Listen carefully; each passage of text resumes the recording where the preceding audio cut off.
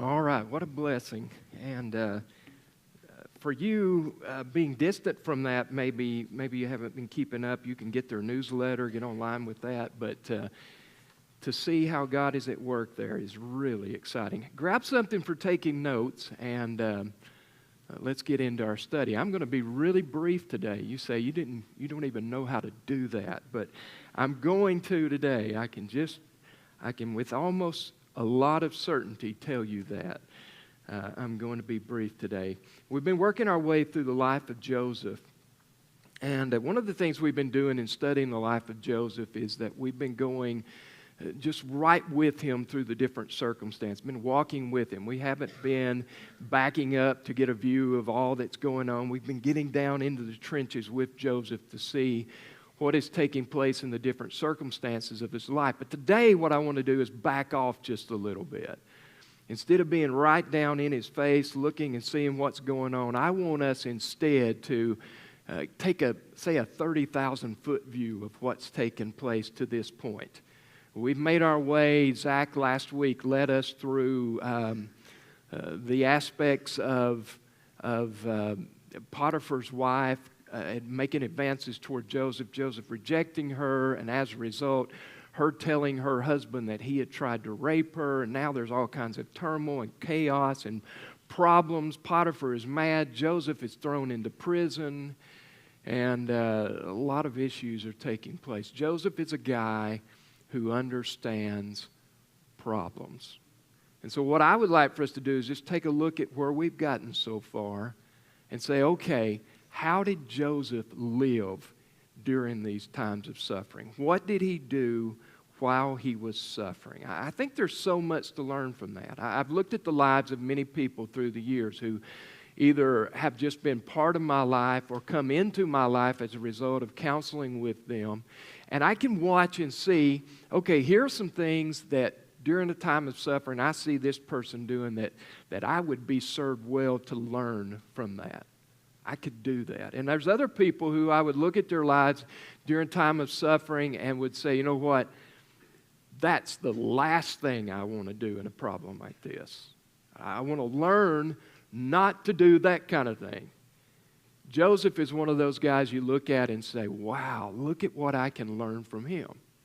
And so let's do that. What did he do during suffering? Four things. And I may just drop off the fourth and include it in the others and just make three out of it. So number one is this. Joseph had to learn to take care of himself. And so I'm just going to call this, he looked after himself. He looked after himself. Okay, now I want you to listen to this verse. Genesis chapter 42 and verse 21 is a verse that I've mentioned now 4 times. We haven't gotten to that in our study yet, but it's become very pertinent in different aspects of our study. Genesis 42 verse 21 says, talking about Joseph's brothers, then they said to one another, in truth, we are guilty concerning our brother in that we saw the distress of his soul when he begged us and we did not listen. Okay, so they've seen Joseph approaching. Joseph's been sent by his dad to go and find them. He went to Shechem. They weren't there. He was told that they've gone on to Dothan, so he went even further to the land of Dothan, and he finds his brothers. They see him coming from a distance, and what do they say? Let's kill him. Let's kill him. They came up with an alternate plan. Now let's just throw him in this pit, and let's let him die. Let's just let him starve to death there. Now later they would come up with an additional alternate plan, and they would say, here comes some tradesmen, the Ishmaelites, let's just sell him to the Ishmaelites, and then we don't have to kill him, his blood's not on our hand, whatever happens, we'll just let him go his own way. Joseph, when he gets there, he is approached by his brothers. They no doubt rough him up quite a lot, grab his coat from off of him, and throw him into the pit. I believe that this is the first time that Joseph totally understands what's in the heart of his brothers. That this facade, he thought, was real, that they really do hate me. They really do despise me. And in fact, what my father isn't seeing, I'm now seeing. These guys want me dead. I'm going to die here. And what did Joseph do? Joseph did exactly what we would expect Joseph to do in these circumstances. What did he do? He fell apart. He fell apart. Guys, please don't do this to me. Please don't let me die in this pit. Please don't leave me here by myself. Please don't do this. Joseph did exactly what we would expect him to do. He fell apart. He began to beg for his life. Now, some of us may look at that and say, well, that just means he wasn't all that spiritual, doesn't it? Because a spiritual person in a situation like that would say, you know what, guys, you do what you want to me. You're not the one that controls my life. That's God. And so you want to throw me in the pit, you throw me in the pit. I'm not going to die there unless God wants me to, so you just throw me in the pit. And, you know, there's a truth to that. But unfortunately, a lot of us are just really human. And therefore, when we get into these times of chaos that are overwhelming, we do what humans do, and we fall apart. Fall apart.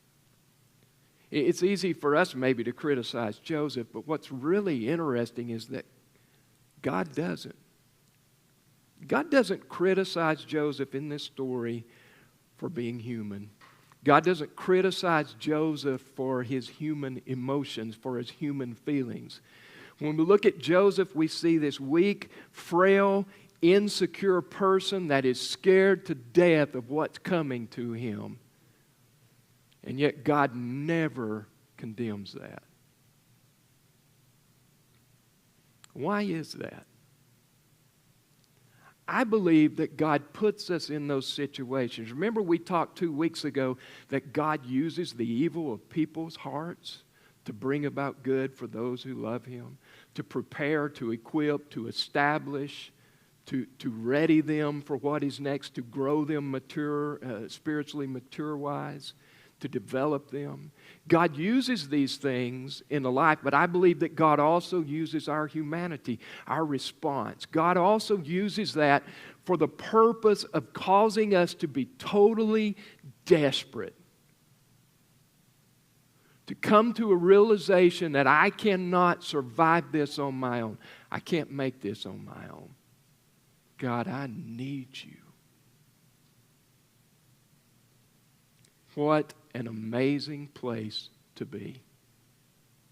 A place where we recognize our frailties, we recognize our inabilities, and we become totally reliant upon God. There's no better place for a Christian to be than right there. So God will use these times of insecurity, God will use these times of being overwhelmed to bring us to a really great place. Total dependency upon Him.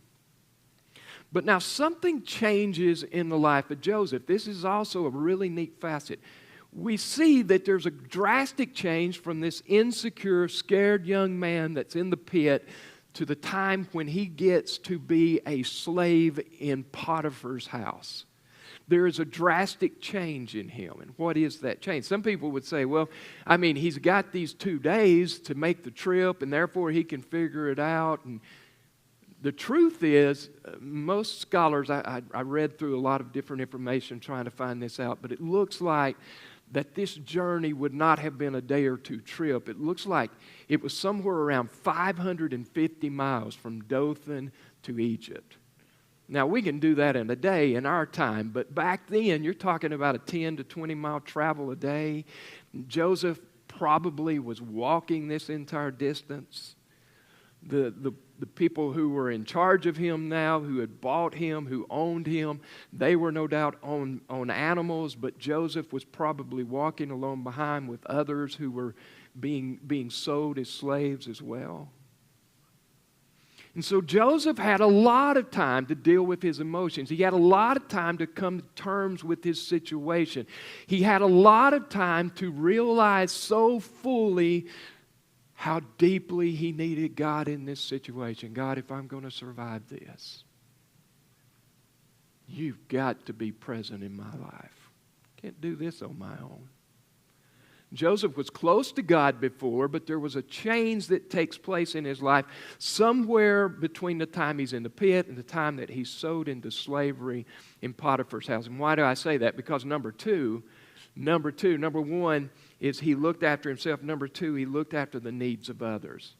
He looked after the needs of others. There's a transition, and you say, well, that seems insignificant. It seems petty. I think that actually it is very telling on the character of Joseph. Now, last week, as Zach was talking, we saw the incredible character of Joseph. And no one would have known what could have happened there. And yet, Joseph ran away. You do what you want to. If you want to say, I was going to rape you, you do what you need to. But I'm getting away from this situation. But here we find a guy who has no reason whatsoever to be loyal to his master. I was a free man. I had an inheritance coming to me. Everything I needed would have been at my disposal. And yet, look at what you're doing here. Putting me in a position that I didn't ask for and I certainly don't deserve. And I'm not doing anything you tell me to do. Now, we saw the potential brutality of his now owner, his master, Potiphar. Potiphar being the captain of the guards, as we noticed in chapter 39. Being captain of the guards was probably a lynchman for Pharaoh. He was probably one who carried out the executions in the jail. He was a brutal guy. And so Joseph would have had the fear of Potiphar upon him, but would have not given respect to Potiphar. But what we see in the life of Joseph, verses 2 and 3 of Genesis 39, the Lord was with Joseph. He was a successful man.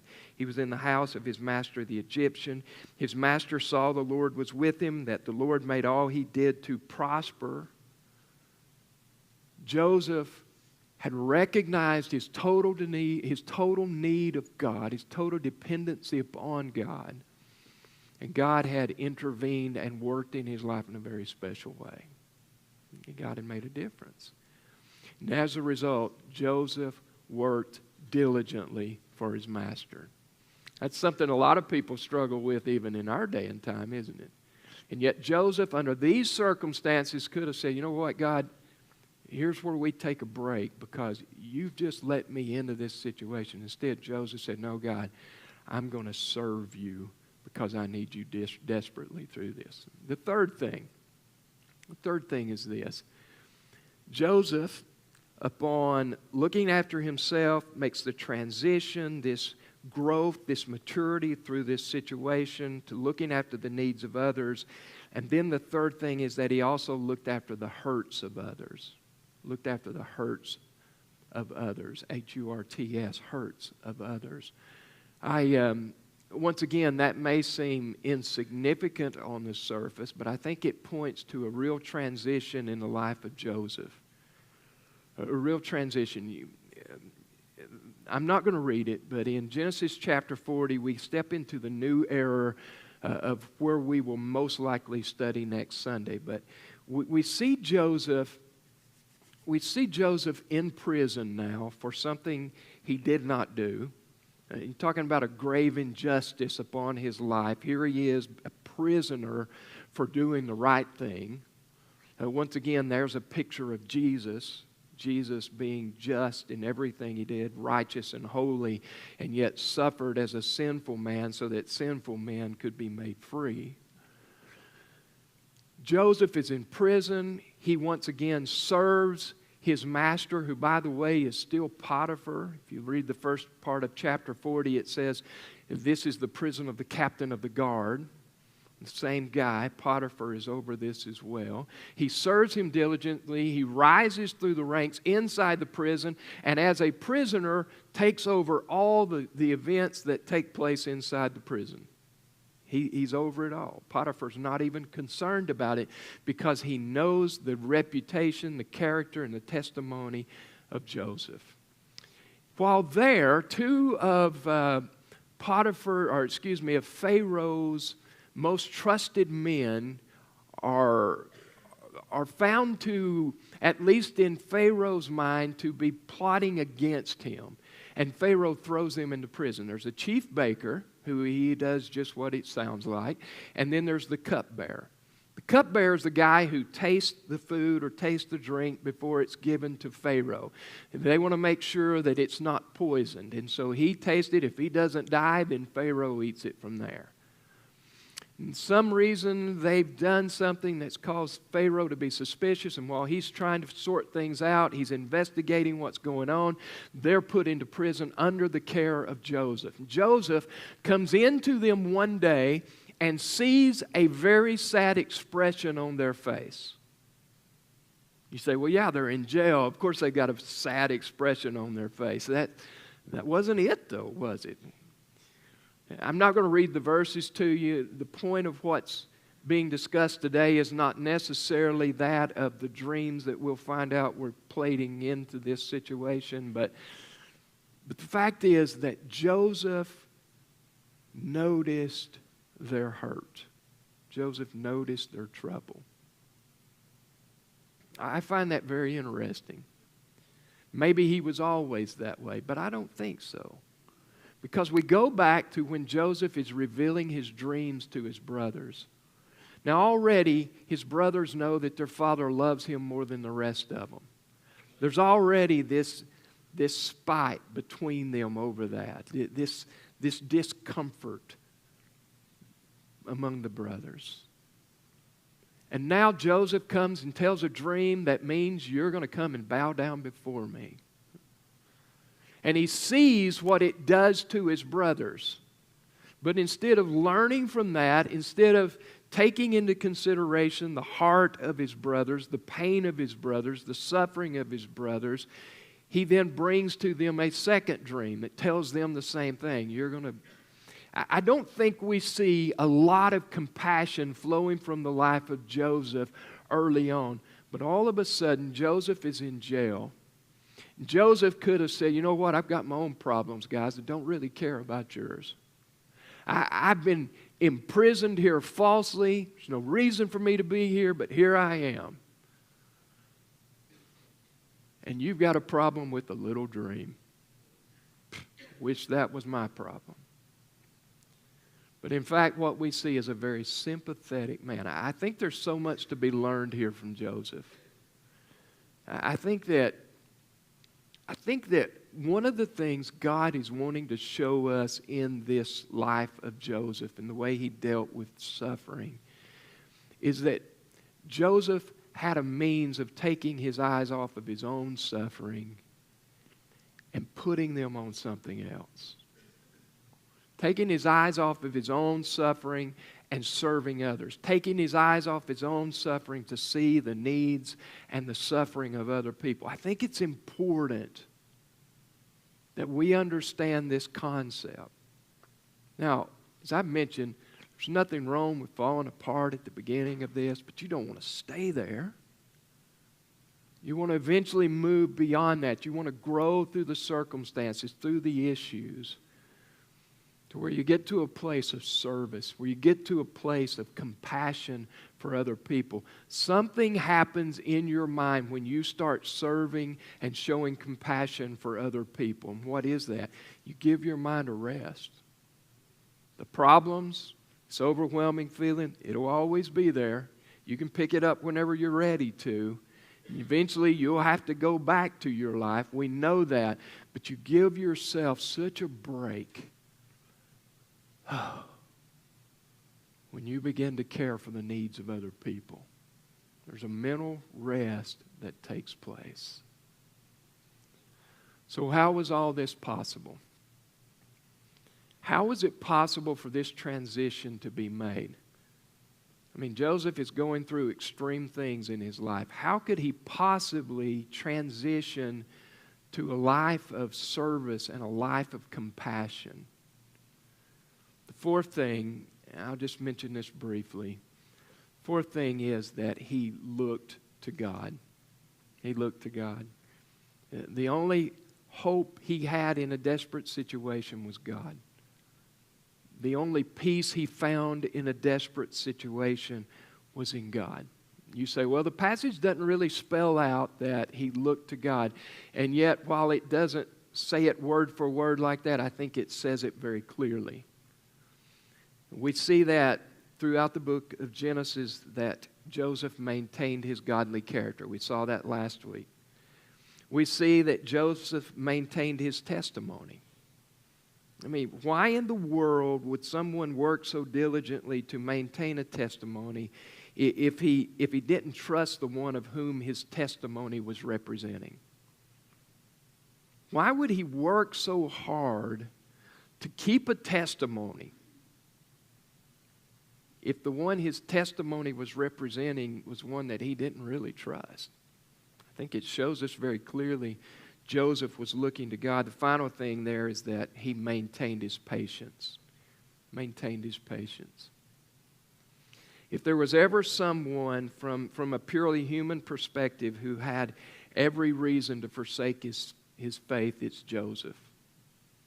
I mean, you think about it. He was hated by his brothers. They betrayed him. He was sold into slavery. Everything he had was lost. His inheritance gone. He was lied upon, punished for doing the right thing. He's thrown into prison, and as we'll see next time, probably he was completely forgotten about by people who should have been helping him get out of prison. I mean, in so many ways, what we see is that Joseph was treated like trash. And from a human perspective, it would be easy to see Joseph say, you know what, I'm done with you, God. If this is the way you're going to treat me, well, forget it. Forget it.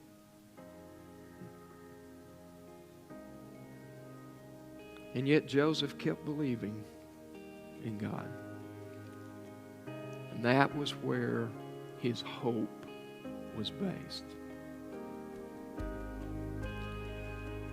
One thing to note, when Joseph had his focus on his problems, when he was looking after himself, his life was falling apart.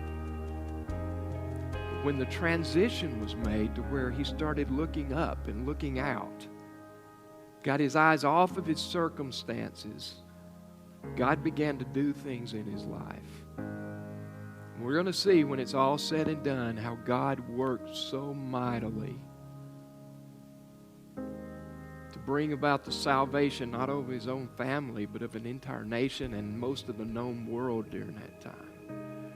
God used Joseph in a mighty way. It comes down to this one thing. God is not so concerned with our comfort as much as He is with our growth, our development, and our maturity. God will use those situations in our lives to bring about good for those who love Him. What is He asking us to do? He's asking us to trust.